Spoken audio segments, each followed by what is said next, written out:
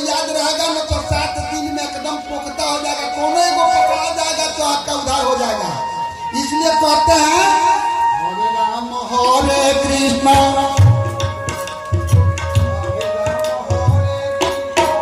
कृष्ण नाम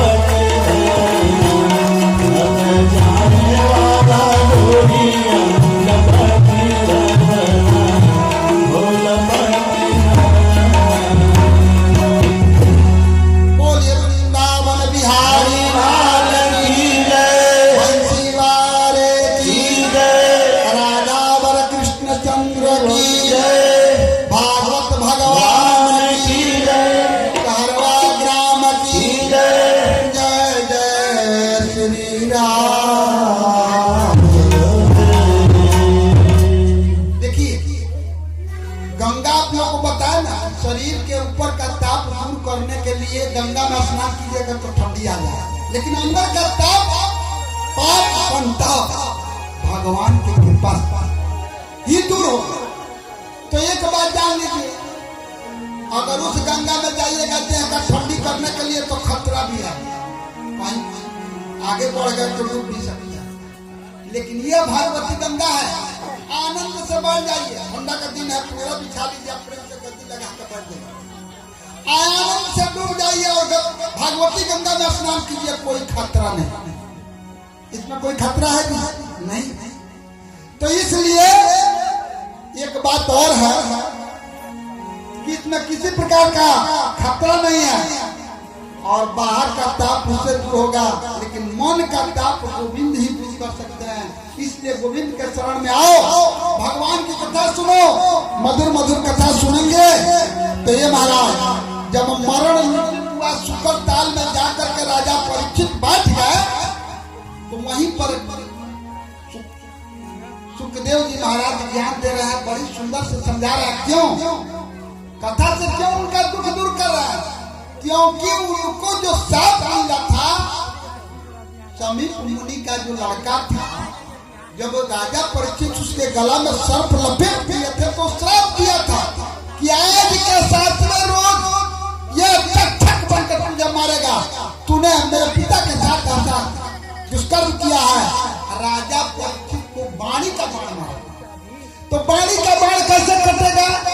तो बाणी रूपी कथा से ही कटेगा। इसलिए सुखदेव जी बाणी रूपी कथा से राजा परीक्षित के जो भी ये अकाल मृत्यु लगा हुआ है, अमर बनाने के लिए अमृत रूपी कथा सुना रहा है। लेकिन जब ही ये महाराज जब ही कथा सुनाने के लिए सुखदेव जी राजा परीक्षित को गंगा के तट पर गए, अरे देवता लोग बड़े चतुर हैं, ये लोग अपना काम बनाने में देवता लोग बड़ा होशियार है। देवता लोग पहुंच गया अमृत का कलश लेकर, अरे महाराज पिला दो अमृत, अमर हो जाएगा राजा परीक्षित। वाह, सुखदेव जी कहे कि क्या बात है? अच्छा एक बात है, आप लोगों को कोई आकर के कहे तुमको ये इसमें बड़ा बेनिफिट है, बहुत फायदा है, बहुत ऐसा है, सतर्क हो जाए। जब आपको कोई फायदा का बात बिना मतलब में बताना शुरू कर दे, आप लोगों को बहुत फायदा होगा, ये करो वो करो, तब पूछ जाओ कि वो कहीं से न कहीं तो उसमें खड़े हम थे।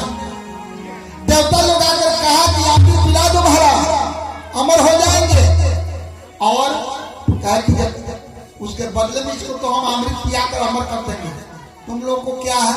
तो कहे महाराज उसके बदले में अमृत रूपी कथा भागवती गंगा जो है हम लोग को सुना दो। वाह, बड़े चतुर होते हैं देवता लोग। सुखदेव जी ने वहां से काट के भगाया देवताओं को, कहा कि सुनो, तुम लोग प्रेम से कथा श्रवण करने आए होते तो अमृत रूपी कथा आप लोगों को भी हम सुना, लेकिन आप लोग विनिमय करने आए, व्यापारी बन के आए हैं कि अदला बदली करने के अमृत ले लो और अमृत के बदले में हम तुमको कथा दे देंगे। भाग यहाँ से। तुम्हारा कहाँ कांच का अमृत टुकड़ा और मेरा हीरे का टुकड़ा है। भागवती कथा। अरे महाराज अमृत पिला देने पर आदमी अमर हो जाता है, उससे भी बढ़कर के भागवती कथा कैसे? कहा कि देखो आप लोग विचार करेंगे, जब बहुत सत्कर्म करने के बाद जब पुण्य मिलता है तो स्वर्ग में जाइएगा तो अमृत थोड़ा सा चटाएगा, सुनाया जाता है, खिलाया जाएगा तो वो आइएगा थोड़ा सा सुनाया जाता है। तो सारे सुकर्म करने के बाद जब आप जाइएगा तो, और हमारा भागवती अमृत पापात्मा, दुष्टात्मा, प्रेतात्मा, जीवात्मा जो भी हो सब कोई आकर के बैठ कर सुनता है, किसी में भेद नहीं करता है कि तुम अच्छा कर्म किए हो तो सुन सकते हो और नहीं कर्म किए हो, लेकिन अमृत जो अच्छा कर्म किया होता है उसको मिलता है, दुष्कर्म करने वालों को अमृत नहीं मिलता। इसलिए आपका अमृत जो है पक्षपाती है, और मेरा भागवती गंगा जो है, भागवत की कथा जो है कहीं भी पक्षपात नहीं करती। बड़े सुंदर से समझाते हैं और कहते कि देवताओं सुनो एक बात, कोई चीज का अगला बदली कब होता है? आपका जितने का वस्तु होगा उतना का वस्तु मेरा हो तो चलो, थोड़ा बहुत इधर उधर होगा तो विनिमय हो जाता है। अब कहीं कोई लोहे का टुकड़ा ले जाकर कहा सोना से अगला बदली कर दो तो ये होने वाली बात है? कहा कि देखो तुम्हारा कथा, मेरा कथामृत जो है नीचे से पापात्मा के पाप को समाप्त करके और ऊपर पहुंचाता है, कहाँ? स्वर्ग में। और तुम्हारा अमृत समाप्त होने के बाद में नीचे ढकेल करके फिर मृत्यु लोक में। बताइए भागवती गंगा ये भागवत रूपी अमृत अच्छा है, आप देवताओं का अमृत अच्छा है। मैं राजा परीक्षित को ही यह कथा सुनाऊंगा, देवताओं तुमको नहीं। देवता लोग गए ब्रह्मा जी से कहा महाराज हम लोग गए थे अमृत पीने के लिए, वहां से सुखदेव जी ने हमको खेत दिया। कहा ब्रह्मा जी देखो राजा परीक्षित को पिलाने से, अमृत की कथा पिलाने से क्या होता है, इसको देखो। तब उसके बाद में जो भी कुछ हो ये महाराज ब्रह्मा जी सब देवता लोग मिल करके देखने लगे कि क्या होता है इस अमृत कथा पीने से। और इधर बोले वृंदावन बिहारी लाल की। जब भगवान का भजन आप लोग ताली बजा के नहीं बोलिएगा ना, भोजन करके आने के बाद में क्या होता है निंदिया माई चली आती है, तो सब लोग बुझेगा कि बड़ा ध्यान से सुन रहा है और आंख बंद ही लगा, इसलिए ताली बजा के सब कोई थोड़ा सा भगवान का नाम रखिए।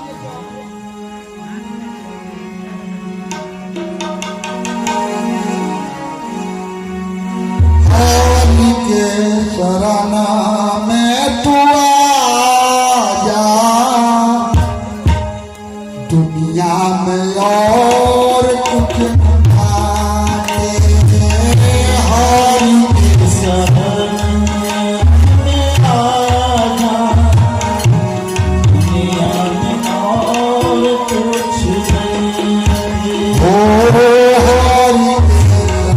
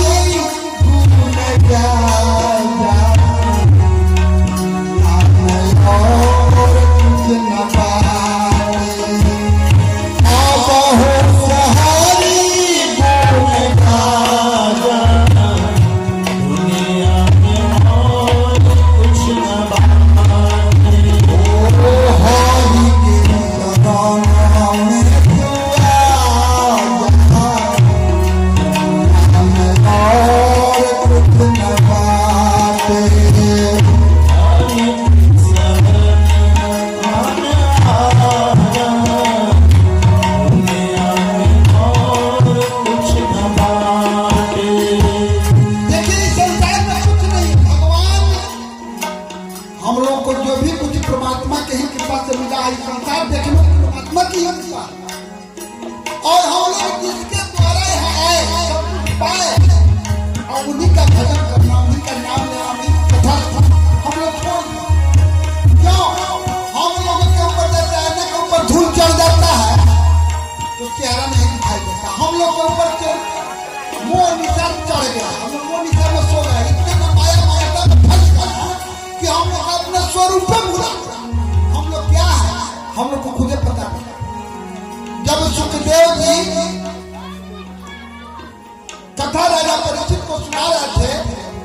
ये महाराज यहाँ सुखदेव जी कहते हैं सुख जी से कि महाराज इस 7 दिन का कार्यक्रम कैसे बने? कथा सुनने का 7 दिन का सारे ऋषि 88,000 मिल करके 7 दिन का प्रोग्राम क्यों बनाया? कब से इसका परंपरा हुआ? कौन किया? कहाँ किया? कैसे किया? तब कहते हैं कि ये है ऋषि गणों सुनो, बड़ी सुंदर आप लोगों ने प्रश्न किया है, मैं बताता हूँ।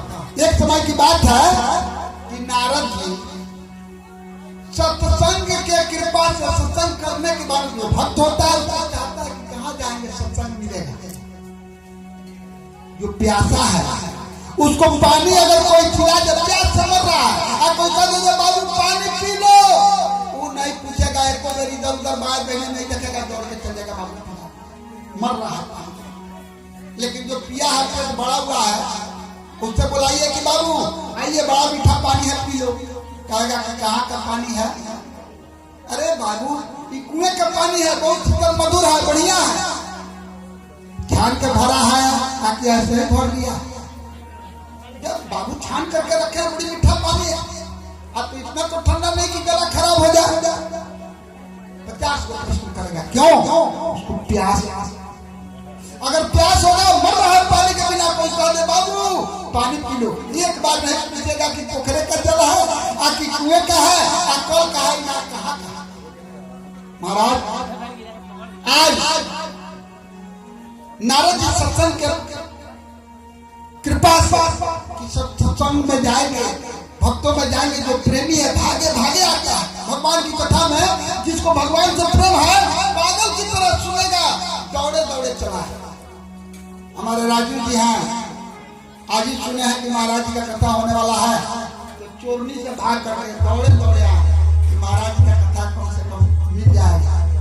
तो जो प्रेमी है, जो भगवान का रसास्वादन किया है, जो भगवान के रस को जानता है, रस को जानता है, वो सिर्फ आंख बंद करके इतना पियो प्रभु का नाम कि पी करके तुम प्रभु जो नहीं जस ही जनाई आज जानत तुम्हें तुम्हें, इतना रस पियो इस प्रभु नाम का कि तुम खुदे रस। लेकिन कब? जब आपके अंदर प्रभु के प्रति प्रेम श्रद्धा भक्ति होगी तब। आज नारद जी सत्संग के वास्ते निकले तो कहा कि सबसे पहले मैं जाता हूँ कहाँ? सत्संग कहाँ होता है महाराज? संत। तो संत में जाएंगे तो संत में सत्संग होगा। गए संत लोगों में, तो जब यहाँ मृतलोक में संत लोगों में गए तो संत लोग को भी देखे कि सब लोग हो गया पाखंडी। पाखंड किसे कहते हैं? पाप का एक खंड है जिसका नाम है पाखंड। ये लोग भी पाखंडी हो गया क्या? कहा तो देखे बहुत बड़ा मकान है, 3 मंजिला 4 मंजिला, पूछे कि ये कौन संत का है? नारद जी पूछे कौन संत का है? और त्यागी जी महाराज का 4 मंजिला है, 4 मंजिल है, और है किसका? त्यागी जी महाराज। ये कौन त्यागी है भाई? सरदार का सारा महल लेकर के अपने पास इकट्ठा किया। नारद जी आगे बढ़े तो देखे कि वहां बहुत बच्चे खेल रहे थे, कहे कि ये कौन संत का आश्रम है? आता परमचारी जी महाराज। ये कौन परमचारी है कि ये 1 दर्जन बाल बच्चा दिखाई दे रहा है?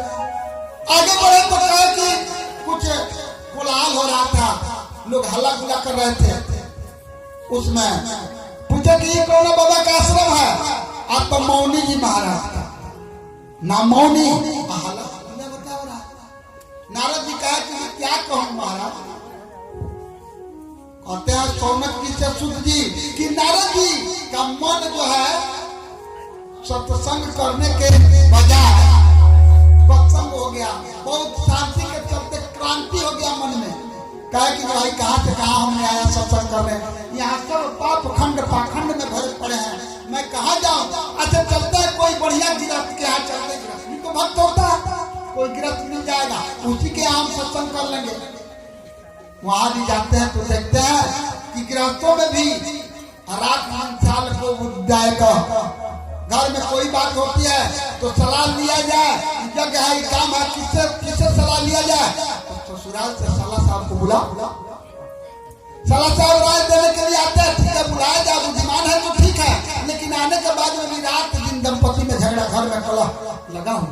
ये महाराज इस तरह से जब देखे तो इनके मन में और क्रांति हो गया, कहे कि मैं कहाँ जाऊं। तो नारद जी कहे कि अब कहीं नहीं जाऊंगा, जाता हूं प्रभु के वृंदावन यमुना के तट पर, वहीं शांति मिलेगा। नारद जी जब वहां गए तो देखे कि एक स्त्री बैठ के रो रही है और बगल में और स्त्रियां पंखा कर रही है, कोई कुछ कर रहा है, कोई कुछ कर रहा है।